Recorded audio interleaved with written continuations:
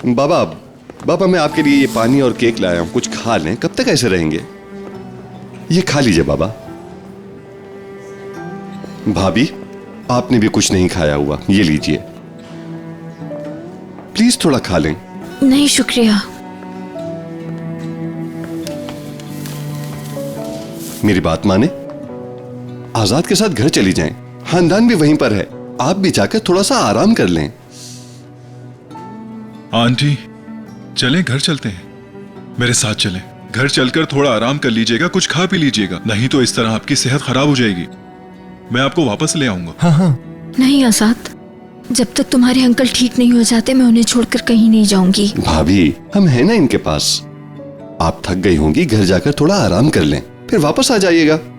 नहीं, मैं यहीं रहूंगी, यहाँ से कहीं नहीं जाऊंगी। मेरा शौहर मुझे महसूस करता है, मैं उसके करीब रहूंगी।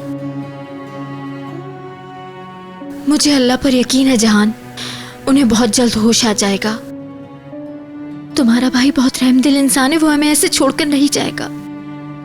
जैसे ही खजर साहब को होश आएगा और पता लगेगा कि हम उनका इंतजार कर रहे हैं, वो फौरन उठ जाएंगे। मैं कहीं नहीं जा सकती, आप लोग जाएं।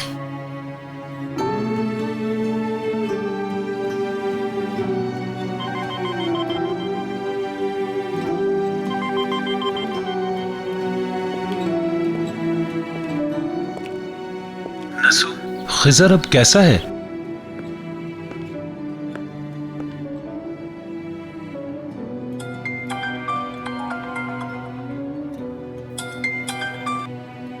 हाँ बोलो खानदान। हाँ मैं ठीक हूं। तुम पूछो उससे पहले बता दूं, भाई की तबीयत भी बेहतर हो रही है। नहीं नहीं जहान, मैं तुमसे खुद कुछ नहीं पूछ रही, परेशान मत हो। वहाँ आकर खिजर भाई को खुद देख लूंगी। आजाद उधर ही है और यारिन भी वहाँ आ रही है।